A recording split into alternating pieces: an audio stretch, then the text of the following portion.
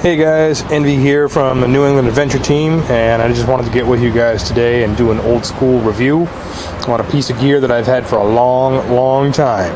Enter the Gerber Gatormate. Now, this knife was introduced in 1991 by the Gerber Legendary Knife Company, and this design, when it came out, won the Most Innovative Knife of the Year at the Blade Show 1991.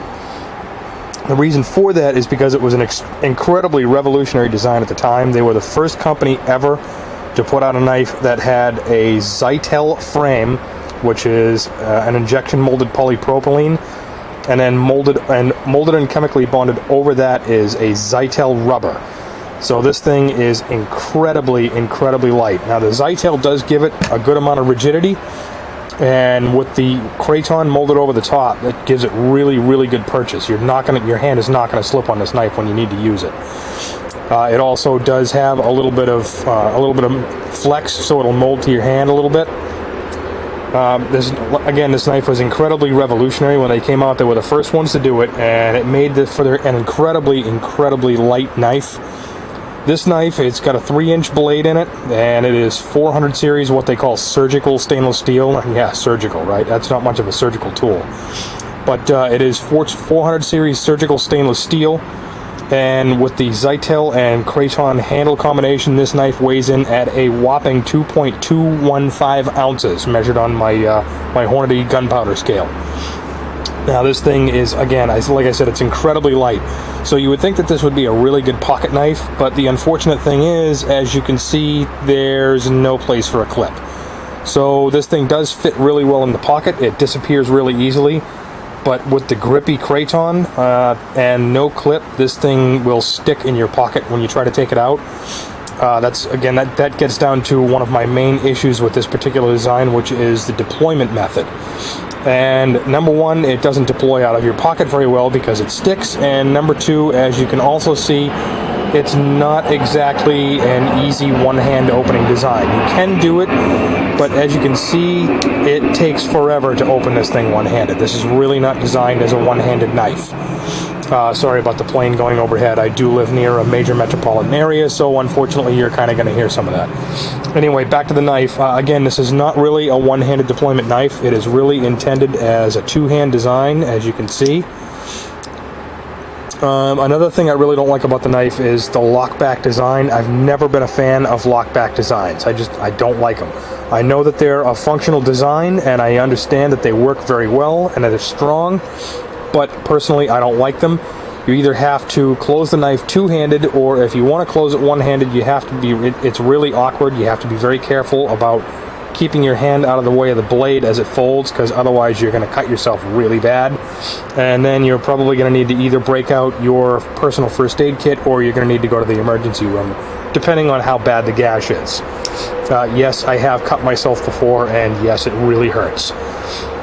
Anyway, some of the things that I do like about this knife, one more thing I don't like about this knife, right here. I've never been a big fan of serrated blades. I just don't see a use for them. I understand that, some people think they cut rope awesome, but personally, in my personal experience, I found that a well-sharpened blade will cut through rope like you have no idea.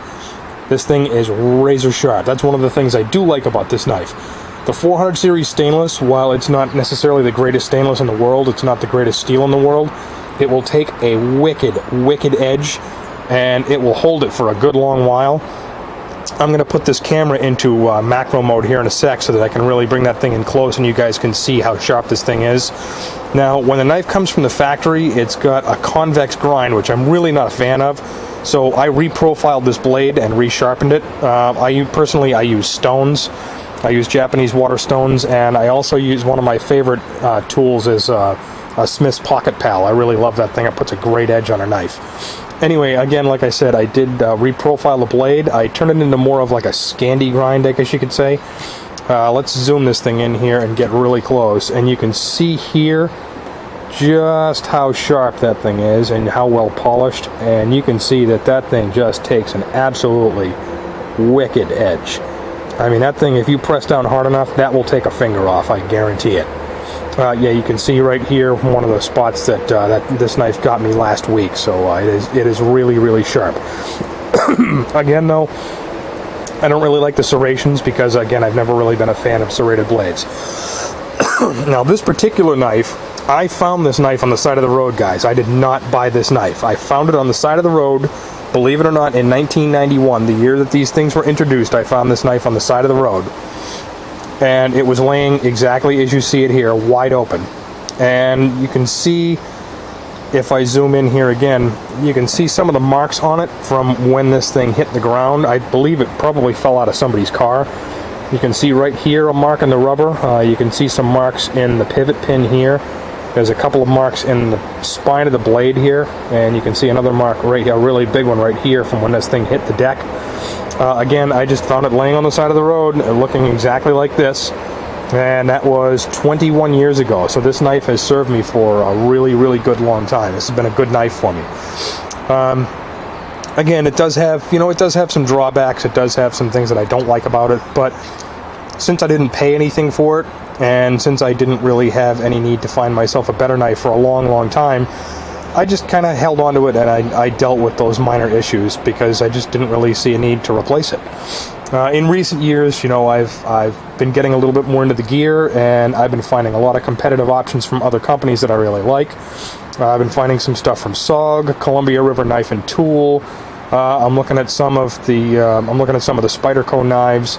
Although I'm not really a big fan of the Spyderco blade spine shape. I really don't like that very much, but they do have some other nice knives. But there are a bunch of companies, Buck, that's another one, a classic company. There are a bunch of companies that have competitive options to this that I feel are better designs.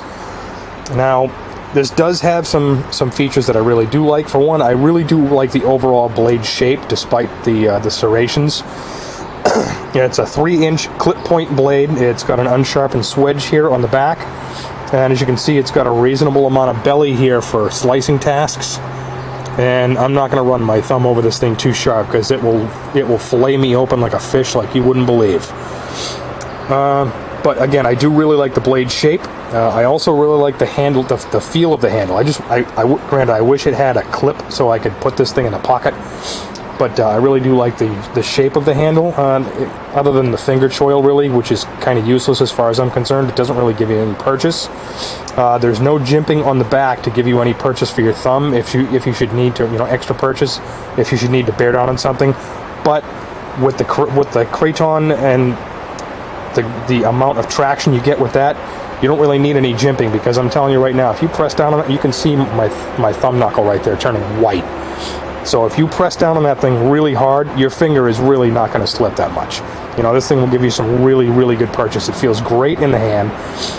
You can see the scale pattern there, which is, again, the reason why they called that the Gator when they first came out with this knife. Just a really great overall knife. And again, for finding this thing on the side of the road, for not having to pay a single penny for it, I mean, come on, guys. How can you beat that for a deal? This is just an absolutely fantastic knife. It really is a great buy. And I mean, you can even find this thing nowadays on Amazon.com. I know Gerber doesn't make this knife anymore, but you can still find these things on Amazon for like $24, which, how can you beat that? That's a great deal for a great pocket knife.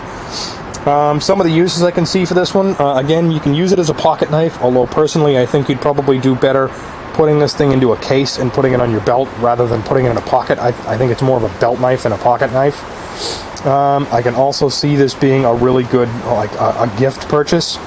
This would be a great knife for somebody as a gift. I don't know about you, but personally, if I opened up a gift box and I found this thing inside, I'd be pretty happy. Because that's a great knife. Although, again, I would prefer the straight edge version of this. So if you guys are looking for a gift for me for Christmas, yeah, that would be a great one. Anyway, again, some of the other things that I really like about this knife, I really like the blade shape. I like the weight. I love the weight. The weight is unbelievable. The weight's awesome. I like the clip point blade style. I like the unsharpened swedge. It's a really handsome knife. This is a really, really good looking knife, guys. I mean, there are some people who will buy this thing just for the look of it. And I can't really say that I would blame them for that, because it really does look good. It's a versatile design. I mean, you can use this for a bunch of different things. Again, you can use the serrations to cut rope if you really had to, although I've never really had a need to. I can use this blade edge here to cut rope. This thing is wicked, wicked sharp. Again, you know, like I said, I had to reprofile the blade because I wasn't really a big fan of the convex grind. I know some guys say that it's, you know, the easiest grind in the world to sharpen. For my own personal mileage, I didn't really find that to be the case. I find, once again, that I really prefer a Scandi grind. So as you can see here, again, you know, you can see that that thing is just, it's got a wicked polish on it, and that thing is just an unbelievably sharp edge. You could lop a finger off with that thing so quick it would make your head spin. Another one of the things that I like about this knife, you can see right here, made in the USA. I really like that. Nowadays, I mean, you know, there's a lot of stuff being made in China, and, you know, I can understand how they're doing that to increase the value of stuff, you know, to increase your price point to increase your value for your dollar. But back in 1991, this thing was like a $25, $30 knife, and it was made in the United States of America by American hands. So how can you say no to that? What a great purchase. Again, I didn't purchase it, but, you know, for the people that did, this thing is awesome. What a great, great blade, made by the Gerber Legendary Blade Company. Anyway, I guess that's probably about all. With all that being said, I really do like the knife, but unfortunately with the competing designs that are coming out these days and with some of the gear that I've been buying, I just really don't have I don't have as much use for it. Although, as you can certainly see in the close-ups here, I have found uses for this blade in the past, because I'm telling you what, for the past 21 years, I have beat the ever-loving crap out of this blade. You can see some of the dings, dents, and scratches. You can see how many times, you can see all the sharpening that I have done to this thing. It is ridiculous. I have sharpened this thing so many times, it is just crazy. You can definitely tell this has not been a case clean. I have used this thing over and over and over again, and I loved it. But again, like I said, with the competing designs on the market and with other high-value blades that are coming into the stable, unfortunately, I'm probably going to end up retiring this thing, and it is going to sit in a case somewhere on a shelf. And who knows, I may give this to my nephew someday so that he has a great knife that he can use on the trail. Anyway, I guess that's all. And this is Envy with the New England Adventure Team signing off, and I hope you guys have a great time, and see you out on the trail. Bye.